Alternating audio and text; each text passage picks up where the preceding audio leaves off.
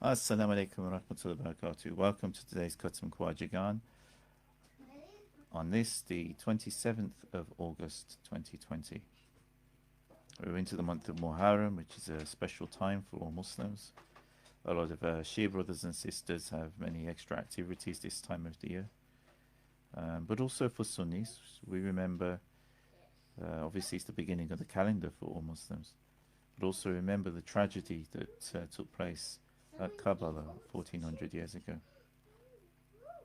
And it's astonishing, really, within our history that we have such an illustration of what tyranny can do and how tyranny respects nothing and no one, no matter who they are.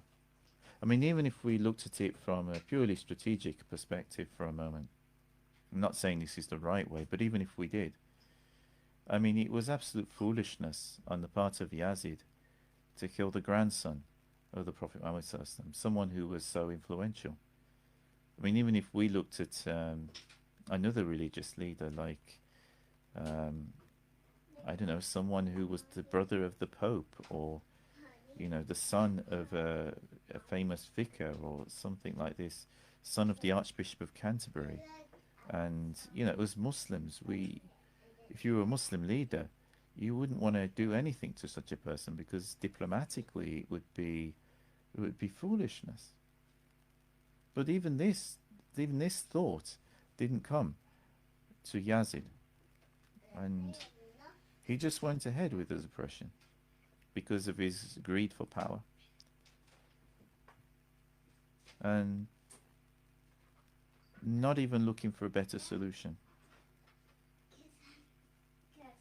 Imam Hussain, he stood his ground and stood for what he believed in and on the religion of his grandfather. May Allah bless, peace and blessings be upon them both and upon everybody in their family.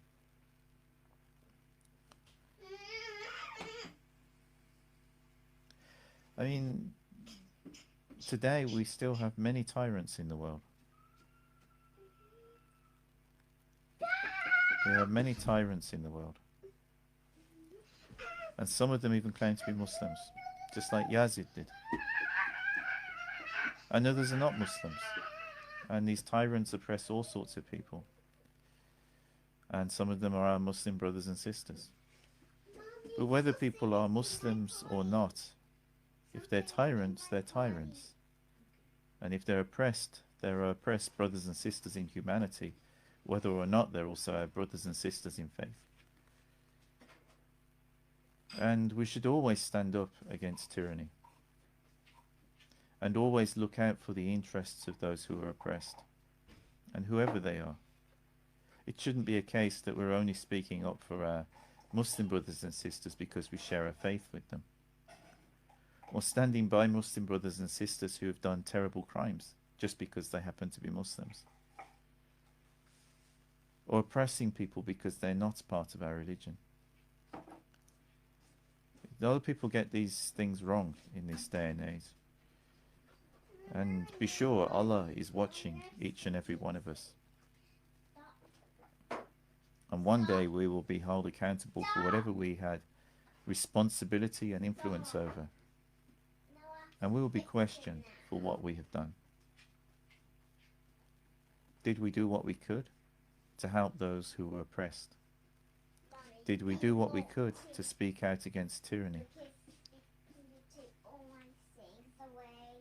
Allah's angels are recording everything.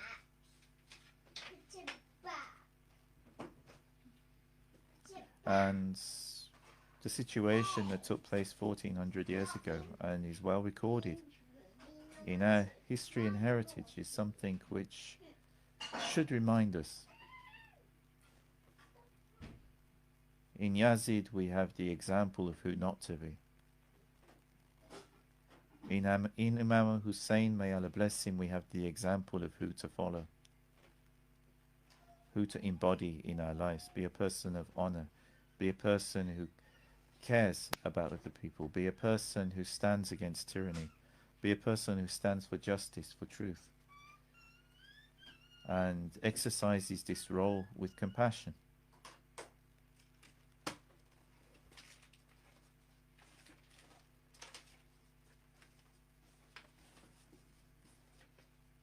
And at different points in our lives, we will all be tested on this. Whether it's on a small level amongst a group of friends, for instance, you could have one of your friends or someone even in your family who's always aggressive and bullying other people, even within a small group. And within a small group, you may have some influence. And you could stand up for that person. You could stand up for them and speak out when they are being treated wrong or people are saying things about them that are incorrect. Or worse, if they are being physically abused, you could stand up for them or seek help for them so that they can get out of this situation. You know, sometimes we're looking at these global geopolitical situations. And in the camera. Yes, you are. Alhamdulillah. My daughter Elizabeth. Sometimes we look very focused on these geopolitical situations. And in the camera. And these are obviously important. And they affect lots of people. Very nice, Elizabeth. Okay. Yeah. These Daddy, my affect phone a lot of people. is in the picture. It is. Can you play your phone, please? And let me do this. Thank you. And these obviously affect a lot of people. And obviously, when we see lots of people that are suffering, then this obviously upsets us. And it's traumatic. And if we are an influential person and we can do something about it, we should. But if we're not in that position and there's not a lot we can do, we can at least remember these lessons where we're in smaller groups of people, within our family situation, within our community, and amongst groups of friends. So everybody at some point will be questioned. It's not just a case of these big situations of what's happening in Palestine or what's happening in China or what's happening in other parts of the world. It affects on a local level. You know, what are we actually doing when we see people in our communities that are suffering? People are abused. Women who are suffering domestic violence. Or even men who are suffering domestic violence. It's not unique to women. Although undoubtedly there are more cases of women who suffer domestic violence. But it's not exclusive. And if we know of cases where men are also suffering from domestic violence, what are we doing about that? I mean, sadly today, in many cases, these cases get ignored because the focus is only on women who are suffering domestic violence. So, whatever the situation, I mean, there's so many things that we need to keep an eye on, and that if we can do something about it, then we should.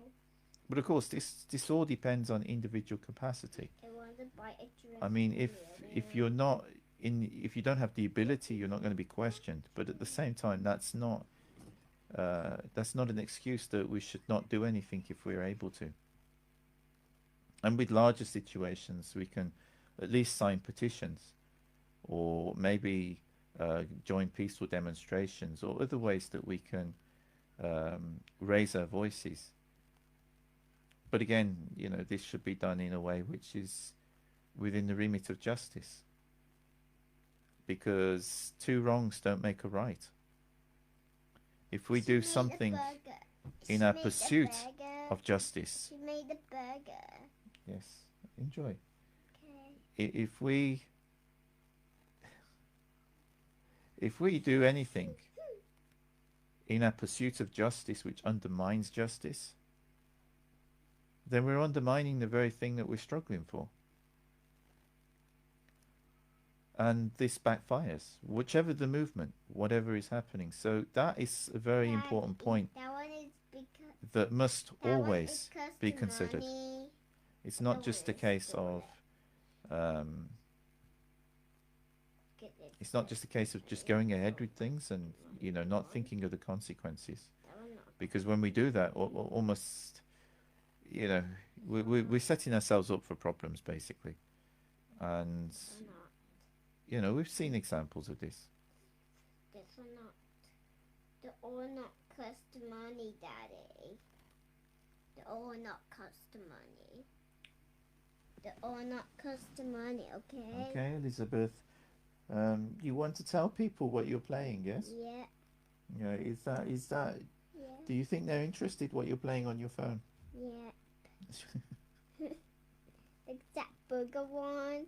Cause it's like, okay, install it like that. Okay, well, you can play that one, yeah, and enjoy it, okay? Okay. Cause it said me make a burger. Cause it want me help. But I'm a good girl. Yes, you are. Yeah, but I have brown hair. And your friend have black hair. Then your friend have black stick. No, this is something which And then we've all your encountered. friend have black skin. Yeah, people are beautiful. They have all Yeah. different color skin, Yeah. all different color hair, Yeah. all different color eyes. This is a gift from Yeah. Allah. Yeah. Because otherwise people wouldn't be so beautiful, would they? Okay. Look at her. This is something which we've all experienced at some point or another. It's not working. Oh. It And works. it depends how works. we deal with these works. situations. Even, you know, I mean, this is separate to what I was discussing previously. I mean, whether we have children or we have relatives and we're planning to do something and we start to do it, how do we handle it when other things happen which are not necessarily what we anticipate? And I mean, at the moment, I have to do this from home.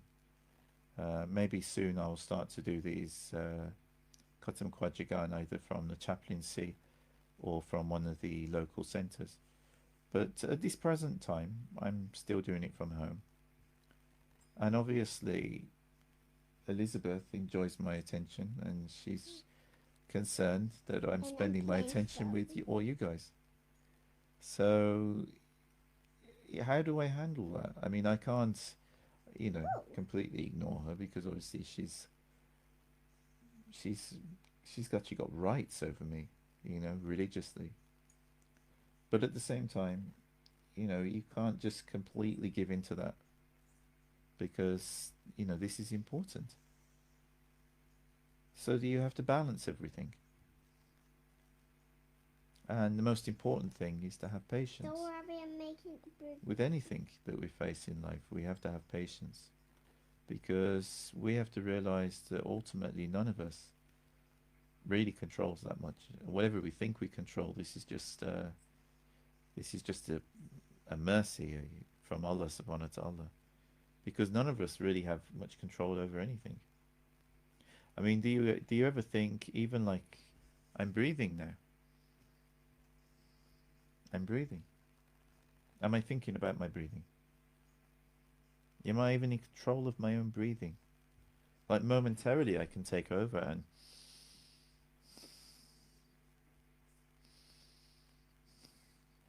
I'm in control. Now it's gone back to auto drive. Same with the heart. The heart, are we controlling our heartbeat? Now this is us. This is part of who we are. We don't even control our breath and we don't even control our heartbeat. Not consciously. These are automatic processes for as long as Allah subhanahu wa ta'ala gives us permission to live. So none of us really is in control of anything. When we realize that, you know, we have to reflect, how do we deal with it then? Is it worth getting wound up over things that we can't control? And I know we all do sometimes. We're human. But is it worth it? And that is one thing we can control. We can't always control what happens, but we can control how we respond to what happens. And if we learn that, then we will be a lot happier and a lot more capable in whatever we're doing. Because when you're calm, you can deal with things, you can think, you can do stuff. When you're wound up, you can't do anything. You can't even find the words that you need. So it's very, very important lesson that we can all take from this. Thanks to Elizabeth. So we should all give a big thanks to Elizabeth for bringing us some wisdom from Allah subhanahu wa I ta'ala. want to talk with Salon. Mm? I want to talk with Salon. I want to talk with Salon, Daddy. I want to talk with Salon. Yeah, should we start the zikr then, Elizabeth? Yeah. Bismillah. Let's